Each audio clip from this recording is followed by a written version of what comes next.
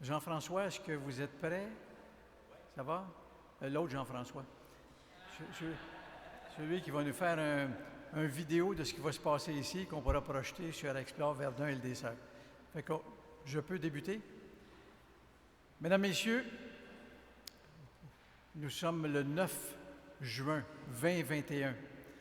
Nous sommes dans la magnifique église patrimoniale Notre-Dame des Sept Douleurs, située sur la promenade Wellington, au cœur du village verdunois. Et vous assistez au lancement des activités portes ouvertes de l'Église. C'est la 12e année consécutive. Et pour vous accueillir comme il se doit, j'invite le maître des lieux, nul autre, le curé Laurent Ravenda.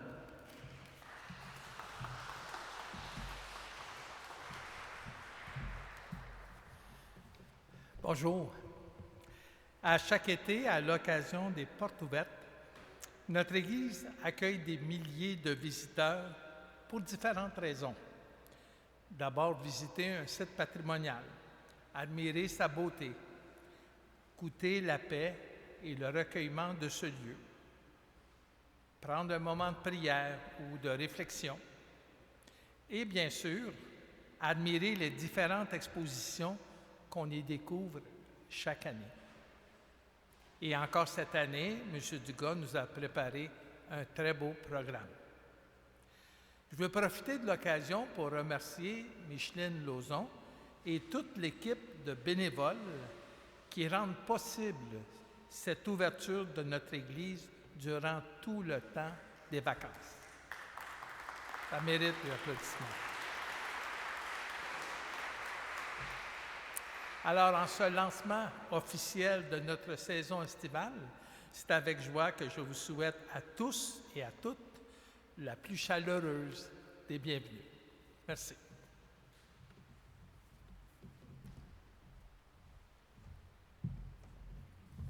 Merci Laurent. Écoutez, en 2020, ça c'est il y a longtemps, au mois de février 2020, vous vous rappelez, c'était la joie totale, c'était l'euphorie. Et le réseau Affaires Verdun a mis sur pied un concours qui s'appelait Verdun en images 2020, d'une durée de 8 mois. Ce qu'on ne savait pas, c'est qu'un mois plus tard, c'était la pandémie ou la COVID-19 qui nous arrivait. Finalement, on a fait une bonne chose parce que c'était à peu près la seule chose que les gens pouvaient faire en 2020, c'était de prendre des photos. D'ailleurs, on a une exposition aujourd'hui qui nous le prouve. Et pour nous rappeler un petit peu ce qui s'est passé en 2020, mais j'invite la présidente du jury du concours Verdun en images 2020, Carole Pelletier.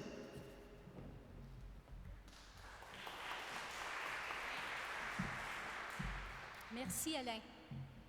Juste pour la vérité de l'affaire, je n'étais pas la présidente. J'étais une des 3 juges. Mais ceci dit, ça a été un événement extraordinaire pour nous. L'objectif de Verdun en images 2020, c'était de laisser des Verdunois, qui étaient des photographes amateurs, présenter leur vision de ce qu'était Verdun pour les Verdunois. Alors, c'était clairement notre objectif. Oui, on avait préparé des choses qui étaient particulières. On voulait avoir les fêtes du village, on voulait avoir les commerçants qu'on était pour aller voir. Finalement, ce n'est pas tout à fait arrivé comme ça, comme vous le savez. Par contre, ce qui s'est produit, c'est que ça a amené une certaine intériorité aux photos. Puis ce que ça l'a amené aussi, c'est que des gens qui étaient des photographes ont eu à se promener un peu partout. Ils sont tournés vers la nature. Alors, vous allez être frappés par certaines de ces photos-là. Elles sont magnifiques. Ça a été organisé par le réseau d'affaires Verdun, par le Club Rendez-vous des affaires de l'île des Sœurs, par IDS Verdun, puis aussi Pierre Brunet, qui est un franchisé McDonald's. Pour vous donner une idée de l'ampleur d'un concours qui a duré pendant 9 mois, donc de février à octobre 2020, il y a eu presque 600 photos qui ont été reçues par près de 95 photographes amateurs. Donc, ça a eu un certain écho dans la population. 4 photos gagnantes par mois et 20 photographes gagnants. En d'autres termes, il y en a qui ont gagné plus d'une fois. 8 finalistes, puis finalement, un tirage du Grand Prix qui a eu lieu le 9 décembre 2020 durant le gala virtuel des Grands Verdunois. Et c'est Mme Nadine Lessard qui a gagné. Les juges On a déjà entendu le nom de Stéphanie Colvé, qui a la magnifique exposition là-bas. Marc-Aurèle Marsan, qui était à l'époque président du Club photo de Verdun, et moi-même, qui est responsable du Club photo de l'Île des Sœurs. Ça n'aurait pas pu arriver sans qu'on ait des commanditaires. Puis je veux juste les souligner parce que des fois, quand ça fait déjà un petit bout de temps que c'est arrivé, on a tendance à passer vite là-dessus. Alors, il y a IGA, Louise Ménard, il y a le Strom Spa, il y a la quincaillerie Rona de la Promenade, Chaussures Le Dépôt et le journal Métro IDS Verdun. Pour votre information, qu'est-ce que les gagnants gagnaient? Bien, finalement, ils gagnaient un certificat cadeau fourni par ces gens-là d'une valeur de 100 $. Alors, il y a même un de nos photographes gagnants qui a gagné, je pense, 7 ou 8 fois. Alors, lui, il a eu beaucoup de plaisir. Il a visité tout le monde. Et finalement, on avait prévu une croisière pour 2 personnes aux Îles-de-la-Madeleine. Ça n'a pas marché. Mais on a donné le prix équivalent à ça, qui est 3 000 $ à Mme Nadine Lessard. Alors voilà. J'espère que ça vous donne une meilleure compréhension de l'événement et puis je vous souhaite une bonne soirée. À bientôt.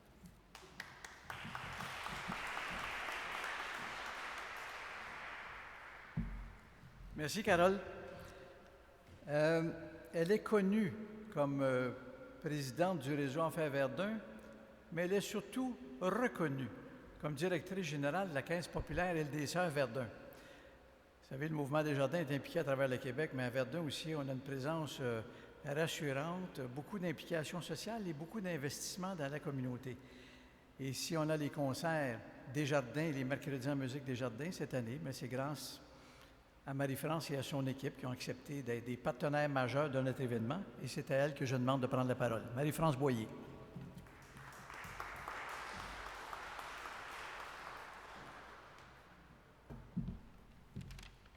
Bonsoir tout le monde. Je suis contente de pouvoir être ici et de voir des gens, parce qu'on est toujours excité quand on commence à rencontrer les gens et se déconfiner tranquillement. Alors, pourquoi s'associer au concert d'été? Bien, moi, j'adore Verdun. Je trouve que c'est une ville dynamique, innovante. Il y a toujours plein de projets. Et il y a une communauté d'affaires qui est extraordinaire, une communauté aussi de gens qui s'impliquent et qui ont toujours plein d'initiatives.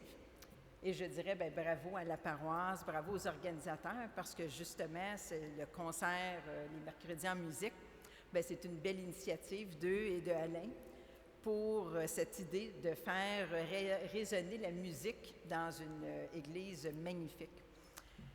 Comme on sait, c'est qu'il y a eu plusieurs secteurs d'activité, vous savez, durant la pandémie, qui ont été durement touchés. Bien, la culture a été un secteur qui a été très, très impacté.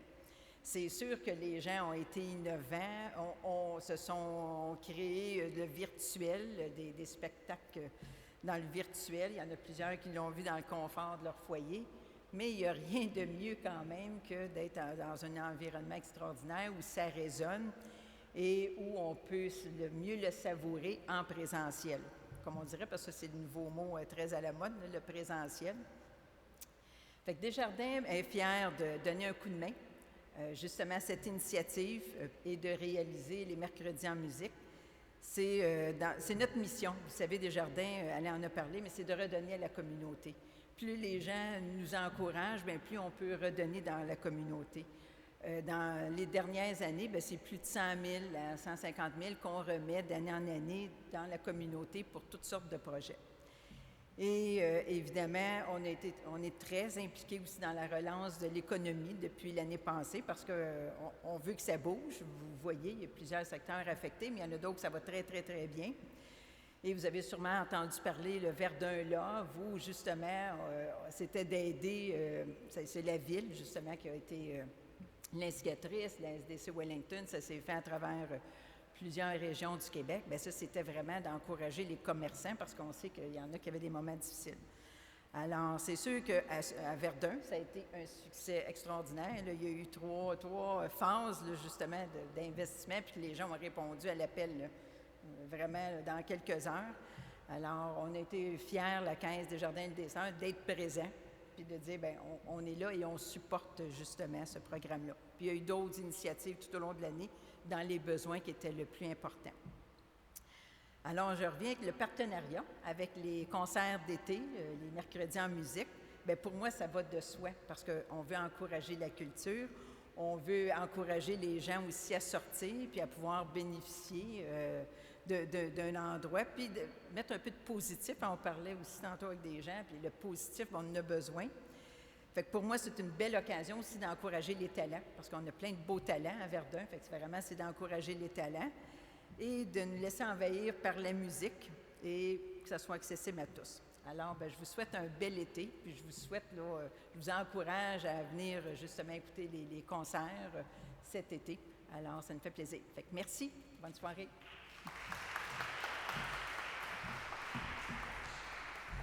Merci, Marie-France Boyer. Vous savez qu'à Verdun, on a développé au fil des années des moyens ou des outils de valorisation pour développer le sentiment de fierté et d'appartenance. Et à chaque année, on nomme 2 Verdunois, 2 grands Verdunois. En moyenne, ça, c'est toujours un homme ou une femme. Et dans le fond, on donne ces prix-là pour cette reconnaissance-là pour des choses que les gens ont fait dans le passé. Ce qu'on ne savait pas, c'est que ces gens-là veulent continuer à donner dans la communauté. Et un bel exemple, c'est notre prochaine intervenante qui est coordonnatrice musicale des concerts qu'on va présenter cet été. Elle vous en donne les grandes lignes. Mesdames, Messieurs, on accueille Lise Fortin.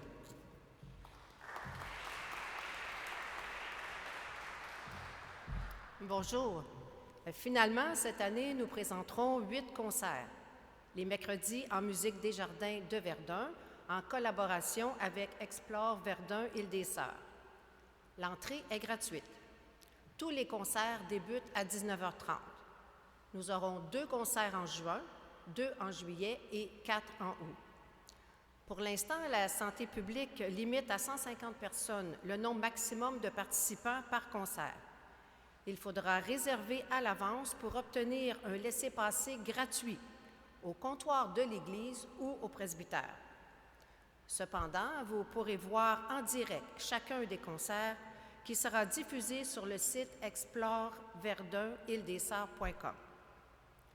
Vous avez entre les mains le programme des 8 concerts qui seront présentés. Une belle variété musicale et surtout de talentueux musiciens et chanteurs. Merci également aux commanditaires suivants qui ont accepté de participer financièrement à ce beau projet. Isabelle Melançon, députée de Verdun, l'arrondissement de Verdun, Résidence Ambiance Île-des-Sœurs, Pierre Brunet, franchisé McDonald's Verdun, la promenade Wellington, Réseau Affaires Verdun. Maintenant, c'est à vous, à votre famille, à vos amis d'en profiter. Bon été à tous. On se donne un premier rendez-vous mercredi le 23 juin, 19h30. Merci.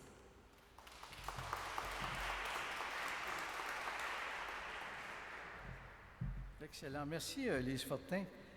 Stéphanie Colvé, ça, c'est une photographe très connue à Verdun qui a décidé, elle, de faire une exposition, d'accumuler des photos sous le thème « Accueil sincère des réfugiés, particulièrement des Syriens ». Qui se sont retrouvés ici ou dans le Grand Montréal. Et pour nous dire un petit peu les étapes qu'elle a franchies, j'invite son partenaire de vie, qui est un acteur et un témoin privilégié dans ce montage photo, pour la présenter à sa façon, Mesdames, Messieurs, Michel Allard.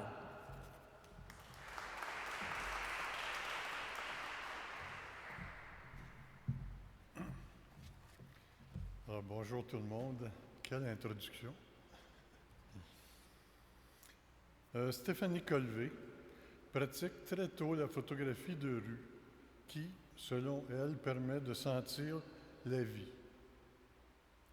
Lors de projets personnels, elle photographie au Pérou la situation d'une population durement éprouvée par une avalanche. Elle suit de petits cirques ambulants dans leur déplacement en Amérique du Nord et photographie la vie quotidienne des familles de cirque.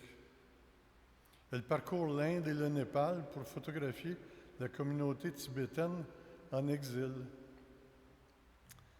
Ces missions photographiques personnelles ont attiré l'attention d'organismes d'aide internationale et elle obtient de nombreux mandats de l'Agence canadienne de développement international, de CARE Canada, de l'Entraide universitaire mondiale du Canada et plusieurs autres organismes.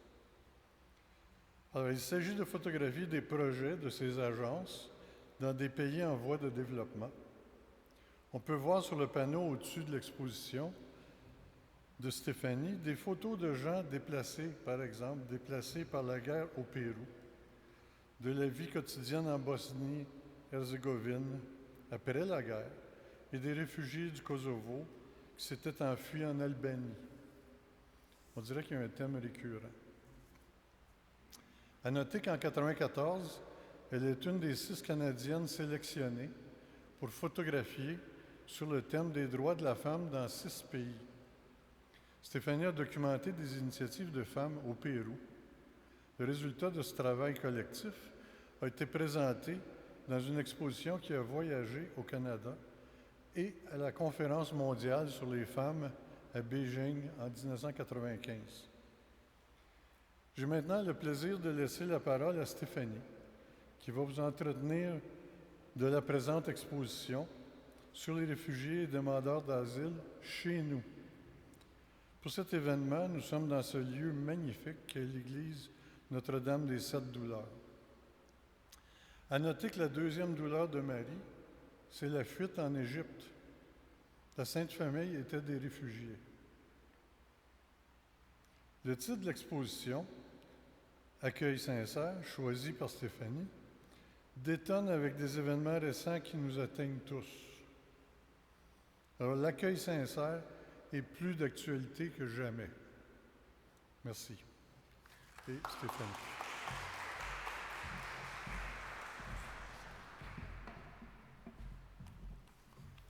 Bonjour. Alors, depuis un très jeune âge, je sentais que je devais voyager pour connaître et comprendre la réalité des personnes de cultures différentes et de situations différentes de la mienne. Mon expérience comme photographe pour certains projets personnels et ensuite pour des organisations de développement et d'aide internationale m'a fait voir l'injustice sociale, politique et économique qui règne un peu partout dans le monde, mais aussi la résilience des gens face à l'adversité. En 2016, quand le Canada a annoncé qu'on accepterait un certain nombre de réfugiés syriens, je souhaitais rentrer en contact avec eux, participer à leur assurer notre meilleur accueil et documenter par la photographie leur expérience en arrivant ici. Ils ont laissé leur foyer, leurs proches, leur mode de vie, mais sûrement pas les douleurs et les pertes qu'ils ont subies. Quand j'ai rencontré Lama pour la première fois dans son appartement où elle venait d'aménager avec sa petite famille, elle a cité un proverbe arabe que mon amie Gracia, réfugiée syrienne elle aussi, m'a traduit. Le sens de ce proverbe est « Tout ce que je souhaite est un accueil sincère ». Plusieurs de mes photos témoignent de cet accueil. Certains des gens qui ont concrétisé cet accueil ici à Verdun et à Montréal sont présents ici. Le groupe de parrainage, les Marraines solidaires, dont Jean-Marie Romeder, là-bas, ont accueilli chaleureusement Fetna et ses 2 adolescents, qui sont accompagnés maintenant avec un petit chien. Oui. Par leurs conseils et leur amitié, ils les ont orientés pour bien entreprendre leur vie et leurs études ici. Monsieur Ahmed Youssef représente le CSAI, le Centre social d'aide aux immigrants. À plusieurs reprises, j'ai pu témoigner du dévouement de leurs intervenants. Je suis inspirée par l'initiative, la générosité et la ténacité de plusieurs de mes concitoyens. Par exemple, ceux et celles qui ont établi le comité pour l'unité de l'île des Sœurs. Dora, qui a commencé à rassembler des vêtements pour les réfugiés dans son garage. Selima, qui a accompagné maintes femmes à des rendez-vous médicaux et les a suivies jusqu'à leur accouchement. Nous voyons certains de ces moments dans les photos. Le manufacturier Levin Afayan a embauché plusieurs réfugiés de divers pays, leur assurant un moyen de subvenir aux besoins de leur famille. Sam, propriétaire du salon Tessima, a permis à Rim à réaliser son rêve d'être coiffeuse. Alessandro Santopadre du diocèse de Montréal continue à aider plusieurs personnes d'ici dans leur démarche de parrainage de leurs proches. Aussi, sous le diocèse est le centre d'hébergement Le Pont, qui accueille des demandeurs d'asile, surtout ceux qui arrivent avec des enfants, depuis 2017. Le collectif Chantons ensemble de l'Université Laval à Québec par des rencontres hebdomadaires pour composer collectivement une chanson qui parle de l'expérience partagée des Québécois et des réfugiés, a créé une communauté. L'expérience de photographier sur le thème de l'accueil des réfugiés et des demandeurs d'asile m'a confirmé la résilience des gens. Cela m'a aussi démontré que l'aide, le soutien et l'acceptation que nous, comme société, pouvons offrir à ces personnes qui ont dû fuir leur pays pour leur sécurité et celle de leur famille est la clé pour leur intégration. Merci à vous tous d'être ici pour me permettre de partager avec vous les images de mes rencontres avec des personnes qui m'ont touchée et qui m'ont inspirée. Merci.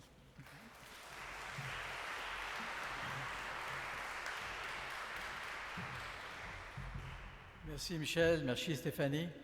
Oui, le maire est là, il va parler, mais je l'ai regardé pour la fin, là, juste pour m'assurer au cas qu'il dépasserait le temps que je lui ai alloué.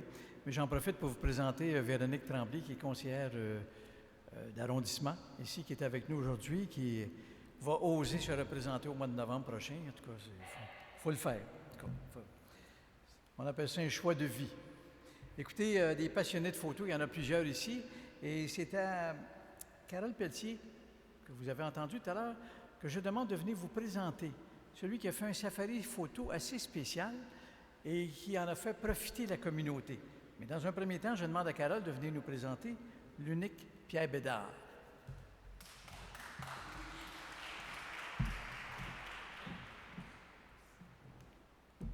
Rebonsoir. Qui est allé en Tanzanie depuis 1 an? C'est rare. Qui va y aller d'ici 3 mois? Mais pas beaucoup de monde. OK. Il n'y a pas de substitut à s'y retrouver, mais il y a une mise en bouche possible. Cette mise en bouche-là, elle se fait dans ce petit coin-là avec l'arrière-plan vert. Vous allez rencontrer l'homme tout à l'heure, mais je pense que très souvent, l'œuvre de l'homme parle beaucoup de lui. Alors, c'est un homme discret que vous allez rencontrer quand vous allez le saluer, mais vous allez voir qu'il a un grand cœur puis une grande ouverture. Qui est Pierre Bédard? Pierre Bédard, en fait, c'est un conseiller en gestion et stratégie financière auprès des PME. Mais c'est aussi un photographe amateur à ses heures. Pierre aime beaucoup voyager. Puis quand il voyage avec son appareil photo. Puis ce qu'il fait après ça, c'est qu'il nous prépare quelque chose pour nous ravir l'esprit et puis stimuler notre imagination. Comment est-ce que Pierre voit la photographie? Pour lui, c'est une façon de communiquer. Okay? Comme photographe, ce qu'il fait, c'est qu'il cueille une image, il nous l'offre, puis celui qui va la voir, il va trouver son propre message. Il va aller chercher sa propre émotion par rapport à ça. Moins explicite que les mots, mais très efficace. Et puis, l'avantage de ça, c'est que vous allez regarder une fois, vous oubliez, vous retournez, puis vous allez ressentir autre chose la fois suivante. Ça dépend de votre humeur. Alors, je vous invite à bien regarder ça. C'est super intéressant. En Tanzanie, ce qu'il a fait, c'est qu'il est allé chercher les grands espaces, il est allé chercher les couleurs. Puis, il a aussi cherché ce qu'on appelle les Big Five. C'est quoi le Big Five? Bon, avant de me tromper, je vais les regarder. Il s'agit de grands mammifères. Okay? C'est en fait le lion, le léopard, l'éléphant, le rhinocéros noir, qui n'a pas vu, et puis le buffle. Puis pourquoi on appelle ça le Big Five? Bien, c'est Ernest Hemingway qui a baptisé, OK, ces 5 espèces-là comme des Big Five. Pourquoi? À cause de leur taille, oui, mais aussi parce que c'était des animaux qui étaient difficiles à chasser. Aujourd'hui, on ne chasse plus avec les fusils, on y va avec les caméras. C'est beaucoup plus efficace. Puis à porter, il reste debout, c'est encore mieux pour les suivants. Ceci dit, si vous voulez faire une bonne œuvre, OK, Pierre a encore plein de livres. Vous allez en voir un là, qui est sur le coin là-bas. Et puis, ce que vous allez voir, en fait, c'est la possibilité d'acheter le livre et puis de faire, en fait, de prendre le livre et puis aussi de faire un cadeau à la Saint-Vincent-de-Paul. Parce qu'il a réussi, à lui tout seul, à aller chercher 3 000 $ jusqu'à présent, à donner pour les banques alimentaires. Fait que c'est une bonne chose. Alors, faites-vous plaisir, faites plaisir à Pierre et puis aussi à la Saint-Vincent-de-Paul et surtout à leurs usagers. Messieurs, dames, au revoir.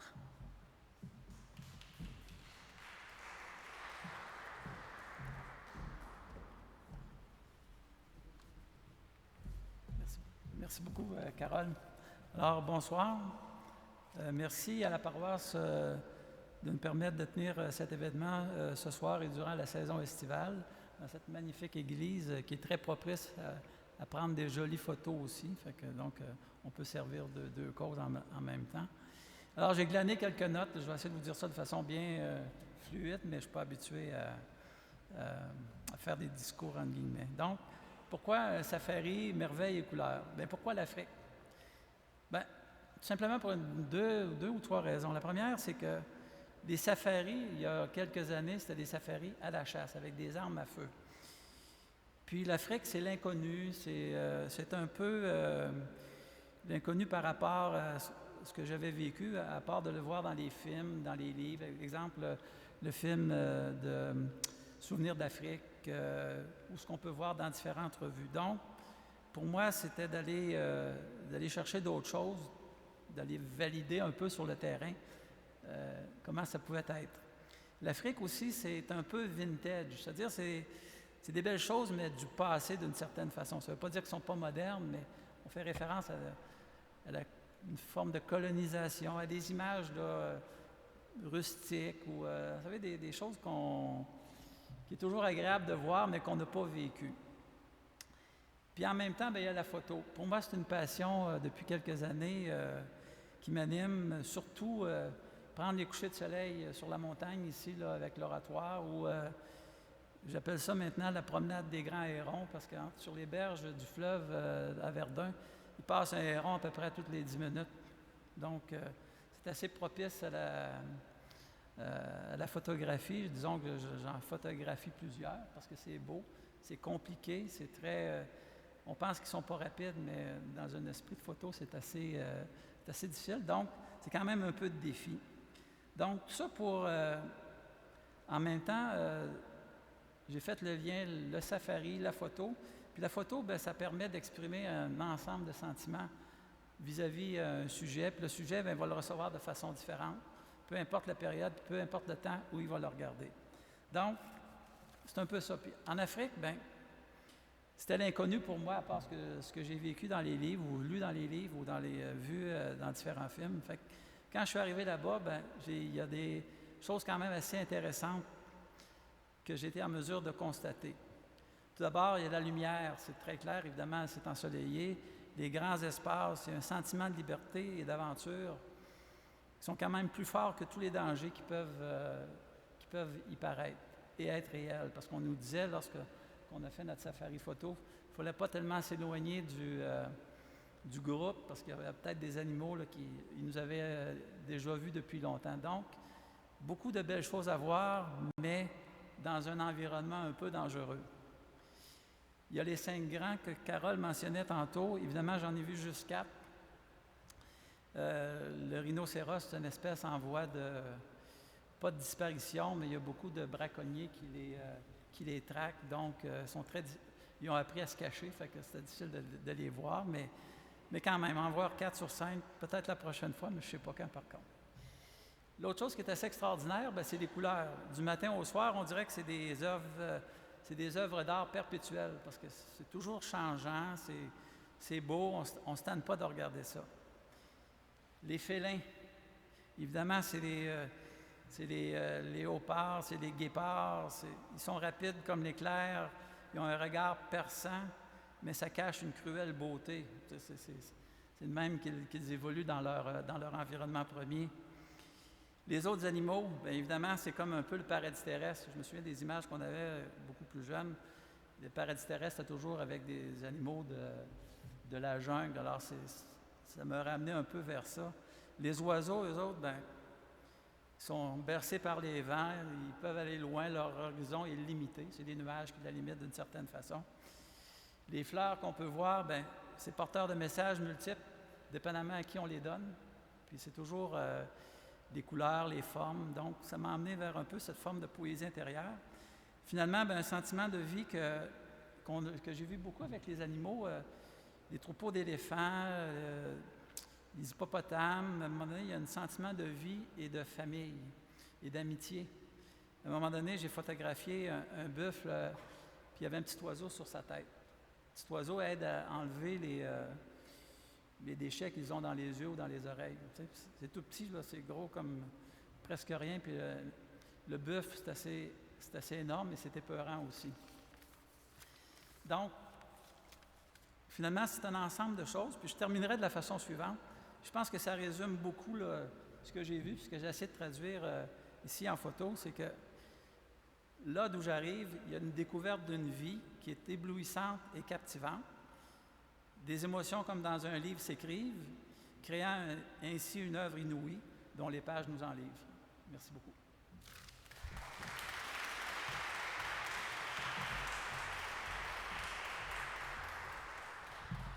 Merci infiniment, Pierre Bédard, photographe à ses heures. Je pense qu'en dehors de son travail, il ne fait que ça. En tout cas, je me fie à Facebook, puis ce qu'il publie quotidiennement, il y a vraiment une caméra dans le cou quotidiennement.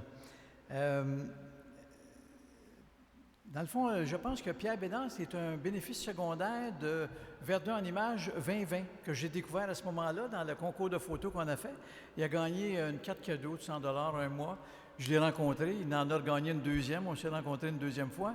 Et à un moment donné, au début en revenant de son safari, il m'a dit, écoute, j'ai fait un safari, j'ai produit un livre, j'aimerais ça en faire profiter un organisme local. Est-ce que tu as des suggestions à me faire? Finalement, on a opté, après quelques suggestions, à la Saint-Vincent-de-Paul de Verdun. Puis il dit, moi, j'ai des livres que j'ai payés, j'ai produits, j'ai payé, je suis prêt à les donner. Si vous voulez, vous êtes prêt à émettre des reçus de charité pour ça. Et pour nous en parler, ce que ça a donné un peu comme impact, et Jeanne Breton, qui était présidente à ce moment-là de la Saint-Vincent-de-Paul, l'a rencontrée. Et elle va nous dire, elle, ce qu'elle a vécu depuis ce temps-là avec Pierre Bédard. Jeanne.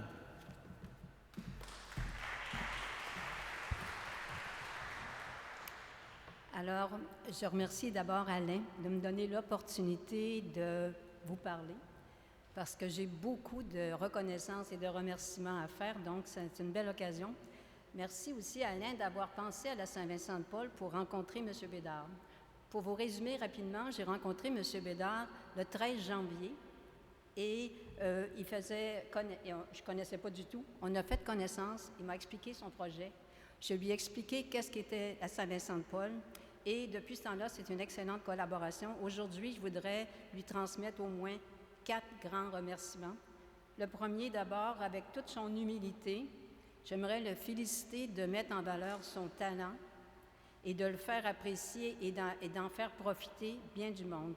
Si on avait tout le monde ce souci de mettre en valeur nos talents, dans une église, je trouve que c'est le bon moment de le dire, faire valoir nos talents et les partager avec d'autres, c'est un bel exemple de vie. Je vous remercie pour ça. Je vous remercie aussi d'avoir pensé mettre votre talent en photo qui nous montre la beauté de la nature. Dans l'année qu'on vient de passer et l'année d'avant, la pandémie a été très dure, on était renfermés. De voir ces belles photos de la nature, c'est encore une reconnaissance au paradis terrestre. Ça aussi, j'ai beaucoup apprécié. Que M. Bédard pense ensuite faire profiter un organisme en donnant son livre à ses clients d'abord et à tous ceux qui voulaient faire un don à la Saint-Vincent-de-Paul au-delà de 50 $. Alors ça, c'était très gentil. Puis en plus, Saint-Vincent-de-Paul, il aurait pu prendre bien d'autres organismes. et c'est nous qui en avons profité jusqu'à maintenant. Pour ça, M. Bédard, vous avez toute notre reconnaissance et je vous remercie infiniment. En plus, j'aimerais aussi remercier, pendant qu'on est ici, dire aussi avec l'argent qu'on ramasse rapidement.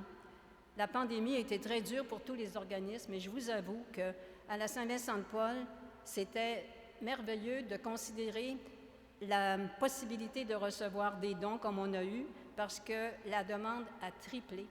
Alors, mais malgré qu'il y a bien des vieux qui ont dû rester chez eux, je peux vous dire qu'il y a beaucoup de gens qui ont réussi à recevoir de l'aide alimentaire. On est partenaire de Moisson Montréal, on est partenaire de Tigre Géant, mais grâce à la bonne volonté et à la générosité du monde, on a été quand même capable de répondre à le plus grand nombre de possible. Et pour vous donner un chiffre, là, comme le 3 000 $ de monsieur, et ajouté avec tout ce que les autres personnes nous ont donné, plus la guignolée, honnêtement, on a été capable de donner jusqu'à maintenant, en 64 semaines sans interruption, au moins pour 320 000 $ équivalent en argent. C'est quand même extraordinaire. Je ne suis plus à la présidence de Saint-Vincent-de-Paul. Je m'occupe encore quand même de la guignolée annuelle, mais je voudrais vous présenter rapidement Richard Lalonde, qui est le nouveau président depuis 3 mois. Il est ici ce soir. Lève-toi, Richard. Merci. Et j'ai 2 autres remerciements pour terminer. Le premier, c'est à Laurent Dugas de continuer à faire valoir le projet de M. Bédard, d'être un excellent partenaire aussi pour pouvoir continuer le travail qu'on fait à la Saint-Vincent-de-Paul et aussi pour le support habituel aussi pour la promotion. Merci également à M. le curé Ravanda qui nous fait confiance, qui est toujours très généreux et très ouvert à tout ce qu'on pourrait faire de plus. Alors, merci beaucoup à vous. Si vous avez le goût de donner des dons, il n'est jamais trop tard. Il y a toujours un reçu de charité. Puis en regardant la petite affiche qui est à côté du livre tout à l'heure ou à un autre moment donné, ça nous fera plaisir de donner suite. Alors, merci de votre temps et merci de votre présence.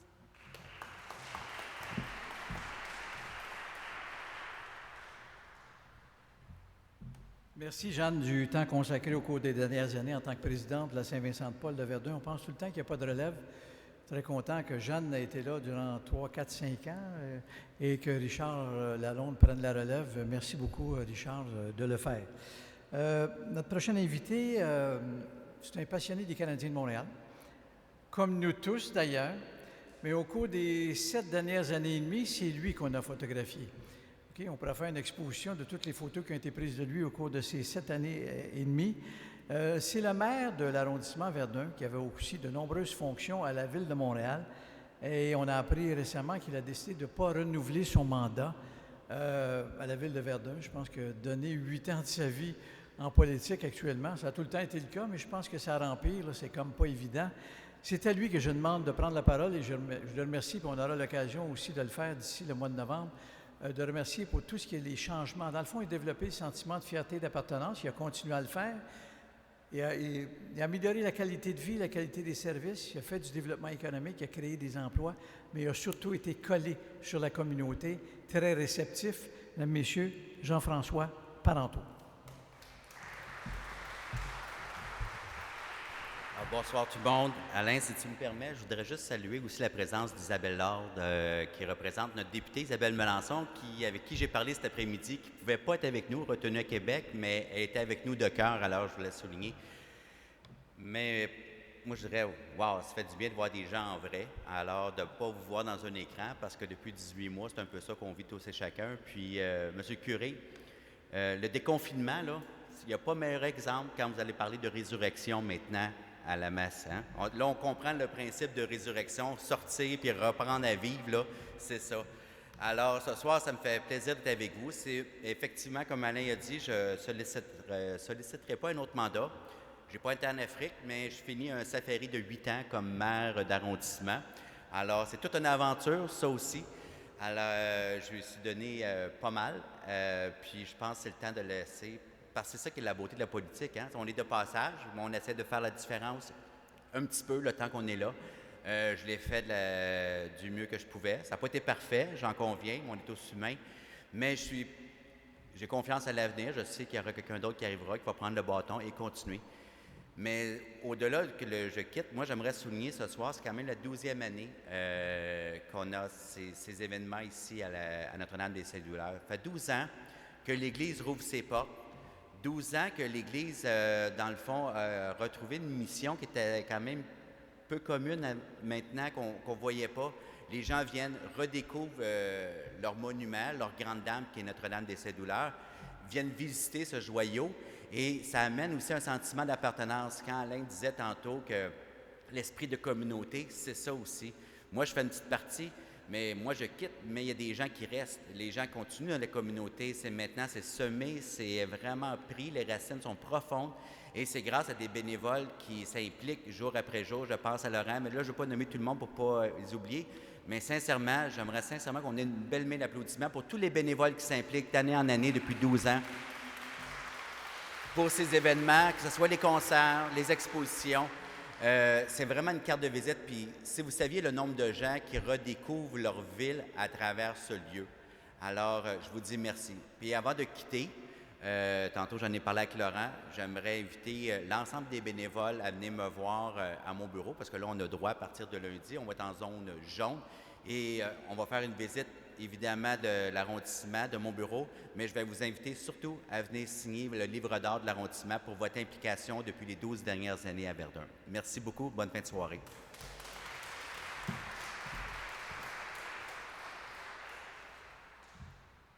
Merci, M. le maire. Encore quelques mois encore 5 mois en action. On vous connaît, on sait que vous ne débarquerez pas avant le 6 novembre? 7 novembre. 7 novembre. Merci infiniment, M. Parenteau.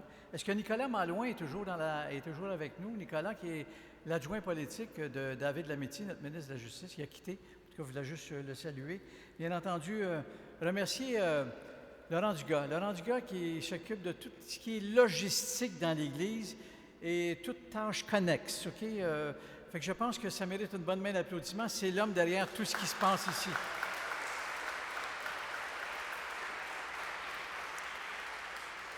Fait que, mesdames, messieurs, vous invitez vos parents, vos amis, vos collègues de travail à venir dans cette magnifique église patrimoniale Notre-Dame des Cédulaires. S'ils ne l'ont jamais vue, ils vont la découvrir, vont découvrir des expositions, vont découvrir la promenade Wellington. Et je vous rappelle que l'église sera ouverte, est déjà ouverte le mercredi après-midi, jeudi après-midi, vendredi après-midi et samedi après-midi. Fait que c'est l'invitation qu'on vous lance. On vous remercie d'avoir été là et bon été 2021 à tout le monde. À la prochaine.